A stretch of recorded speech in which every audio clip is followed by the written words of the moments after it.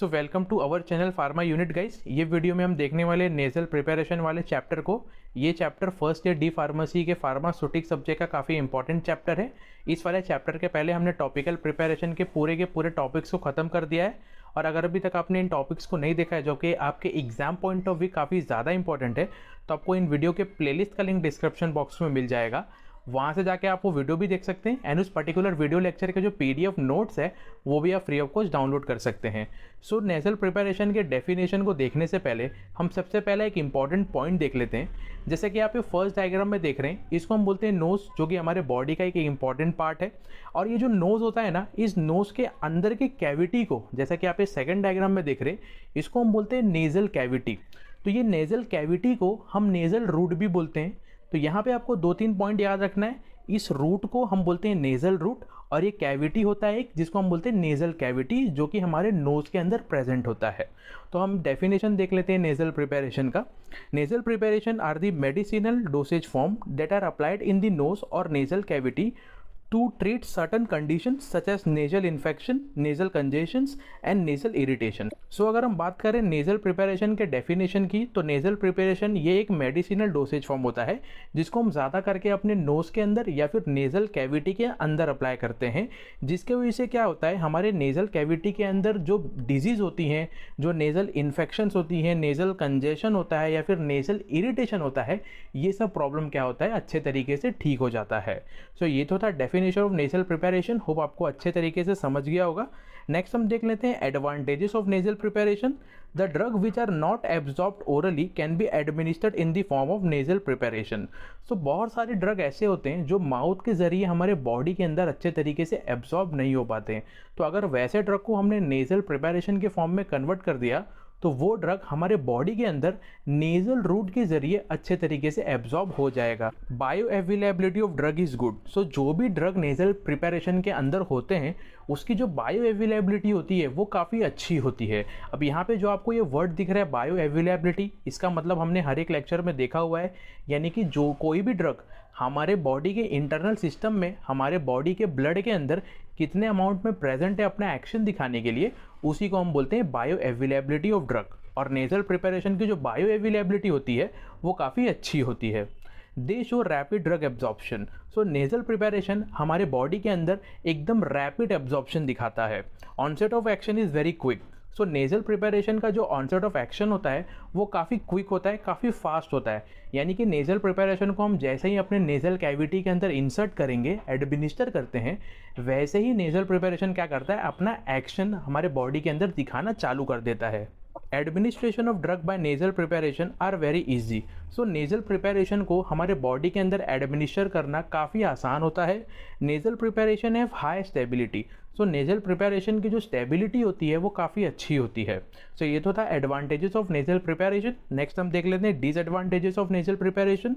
The drug which are irritant can not be administered in the form of nasal preparation in nasal route. So बहुत सारे ऐसे drug होते हैं जो काफ़ी इरिटेंट होते हैं, तो वैसे ड्रग को हम कभी भी नेजल प्रिपरेशन के फॉर्म में कन्वर्ट करके नेजल रूट के अंदर कभी भी हम इंसर्ट नहीं कर सकते। Large amount of drug cannot be administered. So कभी भी नेजल प्रिपरेशन को हम लार्ज अमाउंट में अपने नोज के अंदर, अपने नेजल कैविटी के अंदर नहीं इंसर्ट कर सकते। ये भी क्या होता है, एक डिसएडवांटेज होता है। Frequent use of drug via nasal route can lead to nasal irritation. So अगर हमने नेजल प्रिपरेशन को बार बार, एक दिन के अंदर अगर हमने बार बार इसे यूज़ किया, तो हमारे नेजल कैविटी के अंदर, हमारे नोज के अंदर क्या हो सकता है, कभी कभी इरिटेशन भी पैदा हो सकता है फ्रीक्वेंट यूज़ के कारण। Nasal preparation so abnormal absorption of drug. So nasal preparation का जो एब्जॉर्प्शन होता है वो एबनॉर्मल होता है हमारे बॉडी में, यानी कि कभी कभी अच्छे तरीके से एब्जॉर्ब हो जाता है, या फिर कभी कभी कुछ ज़्यादा ही एब्जॉर्ब हो जाएगा, या फिर कभी कभी क्या होता है, कुछ कम एब्जॉर्ब होता है। इनका एब्जॉर्प्शन काफ़ी एबनॉर्मल होता है हमारे बॉडी के अंदर। सो ये भी एक डिसएडवांटेज की तरह हम इसे देखते हैं। सो ये तो था advantages and disadvantages of nasal preparation. Hope आपको अच्छे तरीके से ये समझ गए होंगे। नेक्स्ट हम देख लेते हैं क्लासिफिकेशन ऑफ नेजल प्रिपरेशन। अगर हम क्लासिफिकेशन की बात करें नेजल प्रिपरेशन की, तो नेजल प्रिपरेशन मोस्टली 4 पार्ट में क्लासीफाई होते हैं। पहला होता है नेजल पाउडर, दूसरा होता है नेजल जेल, तीसरा होता है नेजल स्प्रे एंड चौथा है नेजल ड्रॉप। इनको हम एक एक करके देख लेते हैं। सबसे पहले हम नेजल पाउडर को देख लेते हैं। नेजल पाउडर, इसका नाम सुनते ही हमें समझ जाता है कि ये किसी टाइप का पाउडर है जो कि हमारे नेजल कैविटी के अंदर इस्तेमाल होता है। So nasal powder are dosage form simply formulated by active pharmaceutical ingredient with fillers. So अगर हम डेफिनेशन की बात करें नेजल पाउडर की, तो नेजल पाउडर ये एक ऐसा डोसेज फॉर्म होता है जो कि ज़्यादा करके active pharmaceutical ingredient and filler को मिक्स करने के बाद बनता है।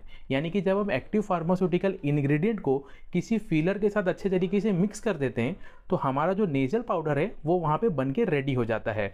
सो अगर हम बात करें एक्टिव फार्मास्यूटिकल इंग्रेडिएंट की, तो ये और कुछ नहीं, ड्रग को ही हम बोलते हैं एक्टिव फार्मास्यूटिकल इंग्रेडिएंट। और यहाँ पे जो आपको ये वर्ड दिख रहा है फिलर्स, फिलर्स और कुछ नहीं, एक सिंपल पाउडर होता है जिसकी खुद तो कोई मेडिसिनल वैल्यू नहीं होती है, लेकिन ये क्या करता है, किसी भी ड्रग का जो वजन होता है, जो बल्कनेस होता है, उसको ये क्या करता है, बढ़ा देता है। यानी कि जब हम किसी भी ड्रग को पाउडर के साथ अच्छे तरीके से मिक्स कर देते हैं तो हमारा जो नेजल पाउडर है वो बन के रेडी हो जाता है। सो अगर हम क्लासिफिकेशन की बात करें नेजल पाउडर की, तो नेजल पाउडर मेनली 3 पार्ट में क्लासीफाई हुआ है। सबसे पहला होता है इनसफलेटर, फॉर एग्जांपल प्रोजेस्टेरोन इनसफलेटर। दूसरा होता है ड्राई पाउडर इनहेलर, जिसको हम DPI नाम से भी जानते हैं, for example albuterol sulphate inhalation powder. तीसरा होता है प्रेशराइज्ड मीटर डोज इनहेलर, जिसको हम PMDI नाम से भी जानते हैं, for example salbutamol pressurise inhaler BP। So ये तो था नेजल पाउडर के बारे में, होप आपको अच्छे तरीके से समझ गया होगा। नेक्स्ट हम देख लेते हैं नेजल स्प्रे के बारे में। सो यहाँ पे हमें नाम से ही समझ जाता है कि नेजल स्प्रे ये किसी टाइप का एक स्प्रे होगा। So nasal spray are defined as liquid medication that is inhaled as a fine spray. So अगर हम डेफिनेशन की बात करें तो नेजल स्प्रे ये एक लिक्विड मेडिकेशन होता है जिसको हम फाइन स्प्रे के फॉर्म में अपने बॉडी के अंदर इनहेलेशन के थ्रू क्या करते हैं, इंसर्ट करते हैं या फिर एडमिनिस्टर करते हैं। अगर हम क्लासिफिकेशन की बात करें, वैसे तो नेजल स्प्रे काफ़ी सारे टाइप के होते हैं, लेकिन यहाँ पे हमें कुछ इंपॉर्टेंट नेजल स्प्रे के बारे में देखना है। सबसे पहला होता है nasal steroid spray, for example Rhinocort. दूसरा होता है nasal antihistamine spray, for example Astelin. तीसरा होता है nasal anticholinergic spray, for example Atrovent. चौथा होता है nasal decongestant spray, for example Afrin. And last one होता है nasal saline spray, for example simply saline. So ये तो थे definition and classification of nasal spray. Next हम देख लेते हैं नेजल जेल के बारे में। सो नेजल जेल, इसका नाम सुनते ही हमें समझ जाता है कि किसी टाइप का जेल होगा। Nasal gel are defined as high viscosity solution और high viscosity suspension that provide soothing and moisturising effect to nasal cavity. So अगर हम बात करें नेजल जेल की डेफिनेशन की, तो नेजल जेल ये या तो एक हाई विस्कोसिटी सोल्यूशन हो सकता है या फिर ये एक हाई विस्कोसिटी सस्पेंशन हो सकता है, जो क्या करता है, हमारे नेजल कैविटी के अंदर जाते ही एक सूदिंग इफेक्ट या फिर एक मॉइस्चराइजिंग इफेक्ट ये प्रोड्यूस करता है। यानी कि ये हमारे नेजल कैविटी के अंदर जाते ही एक आरामदायी इफेक्ट पहुंचा देता है या फिर एक नमी वाला इफेक्ट ये क्या करता है, वहाँ पे जाके ये पहुंचा देता है। Nasal gel are also use to relieve nasal congestion और to relieve nasal irritation. So nasal gel का इस्तेमाल हम नेजल कंजेशन वाले डिजीज़ को भी ठीक करने के लिए करते हैं, या फिर अगर हमारे नेजल कैविटी के अंदर किसी प्रकार का इरिटेशन हो जाता है तो उस इरिटेशन को भी ख़त्म करने के लिए हम क्या करते हैं, नेजल जेल का इस्तेमाल करते हैं। अगर हम क्लासिफिकेशन की बात करें तो नेजल जेल मेनली 4 टाइप में क्लासीफाई हुआ है। सबसे पहला होता है inorganic nasal gel, for example bentonite magma. दूसरा होता है organic nasal gel, for example carbopol या फिर ट्रगाकंथ। तीसरा होता है nasal hydrogel, for example methyl cellulose. चौथा होता है nasal organogel, for example mineral oil and petrolatum. So ये तो था definition and classification of nasal gel. Next हम देख लेते हैं नेजल ड्रॉप्स के बारे में। Nasal drops are aqueous preparation of drug intended for administration into nasal cavity with the help of dropper. So अगर हम बात करें नेजल ड्रॉप के डेफिनेशन की, तो नेजल ड्रॉप ये एक एक्वस प्रिपरेशन होता है किसी भी ड्रग का जिसको हम अपने नेजल कैविटी के अंदर एडमिनिस्टर करते हैं। और जब भी हम नेजल ड्रॉप को नेजल कैविटी के अंदर एडमिनिस्टर करते हैं तो हमें यहाँ पे एक ड्रॉपर का मदद लेना पड़ता है। यानी कि हम ड्रॉपर की मदद से हम क्या करते हैं, नेजल ड्रॉप को नेजल कैविटी के अंदर अच्छे तरीके से एडमिनिस्टर करते हैं। जैसा कि आप ये डायग्राम में देख सकते हैं, इसी टाइप का जो ड्रॉपर होता है उसके मदद से हम क्या करते हैं, नेजल ड्रॉप को नेजल कैविटी के अंदर अच्छे तरीके से एडमिनिस्टर कर सकते हैं। अगर हम क्लासिफिकेशन की बात करें तो वैसे तो काफ़ी सारे टाइप के नेजल ड्रॉप्स अवेलेबल होते हैं, लेकिन यहाँ पे हमें कुछ इंपॉर्टेंट नेजल ड्रॉप्स के बारे में देखना है। सबसे पहला होता है antibacterial nasal drop, for example oxymetazoline nasal drop. दूसरा होता है nasal decongestant, for example Otrivin nasal drop. तीसरा होता है anti histamine nasal drop, for example phenylephrine nasal drop. And last होता है nasal lubricant, for example sodium chloride nasal drop. So ये तो था definition and classification of nasal drop. Next हम nasal drop के फॉर्मुलेशन के बारे में देख लेते हैं। इस फॉर्मुलेशन को हम एक एग्जांपल से समझते हैं। For example ephedrine hydrochloride nasal drop BPC. So ephedrine hydrochloride nasal drop को बनाने के लिए हमें कुछ इंग्रेडिएंट्स का ज़रूरत पड़ता है। फॉर एग्जांपल एपिड्रिन हाइड्रोक्लोराइड 0.1 ग्राम, और उसका यूज़ होता है नेजल डीकंजेस्टेंट की तरह। फिर इसके बाद होता है सोडियम क्लोराइड 0.1 ग्राम, जिसका यूज़ हम करते हैं टोनिसिटी एडजस्टमेंट के लिए। तीसरा होता है क्लोरबिटानॉल, इसका क्वांटिटी होती है 0.5% और इसका यूज़ हम करते हैं प्रिजर्वेटिव के लिए। एंड लास्ट होता है प्यूरिफाइड वाटर, और इसकी क्वांटिटी होती है 20 ml और इसका यूज़ हम एज अ व्हीकल करते हैं। नेक्स्ट हम इसका प्रोसीजर को देख लेते हैं। Chlorbutanol is dissolve in 3/4 quantity of hot water and shaken vigorously. After this, add epidural hydrochloride and sodium chloride and dissolve it properly. The solution is filtered and the final volume is make up with water, and finally the nasal drops are prepared. सो अगर हम बात करें इसके procedure की, तो सबसे पहले हम क्या करते हैं, क्लोरबिटानॉल को लेते हैं और उसे हम 3/4 क्वांटिटी ऑफ हॉट वाटर के अंदर अच्छे तरीके से डिसॉल्व करते हैं, एक विगरसली इसे स्टर करके।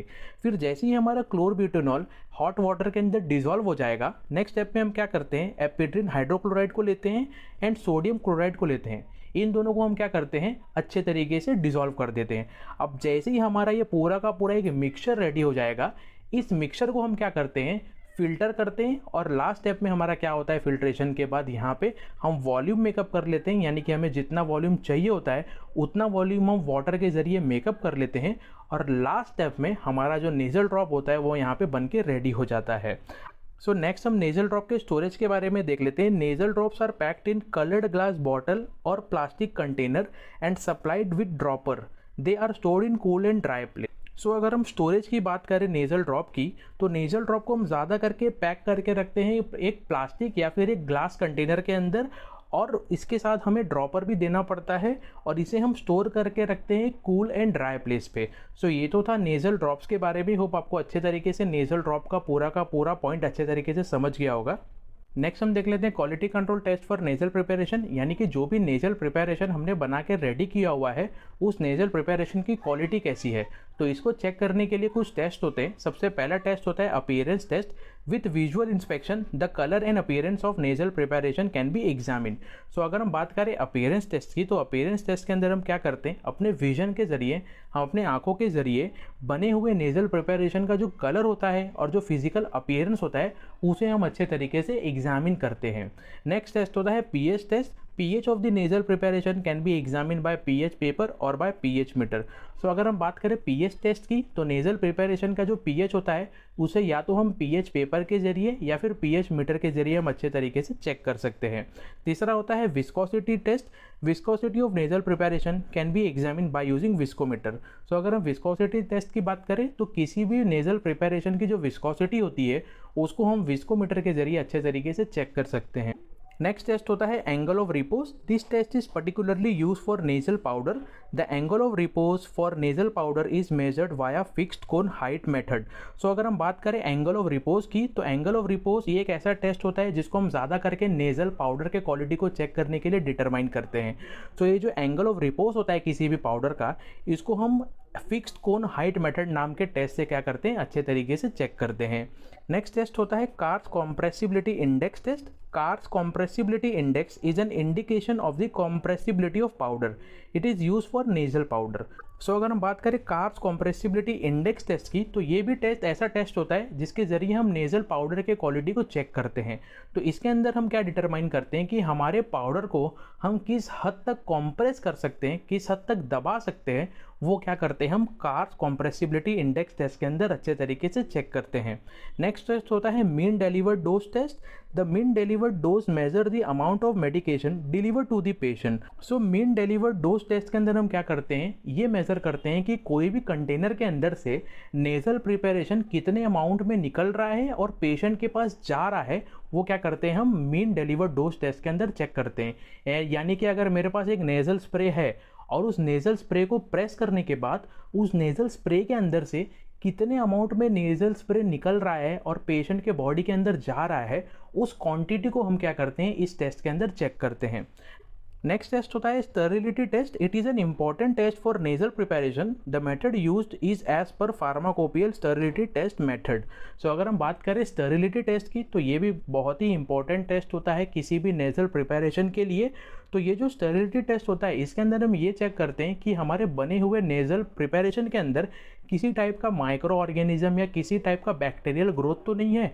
तो इसको चेक करने के लिए हम क्या करते हैं, इंडियन फार्माकोपिया में दिए हुए स्टेरिलिटी टेस्ट का मेथड जो होता है उसके जरिए हम चेक करते हैं। नेक्स्ट टेस्ट होता है assay test. In this test the amount of drug present in nasal preparation is determined.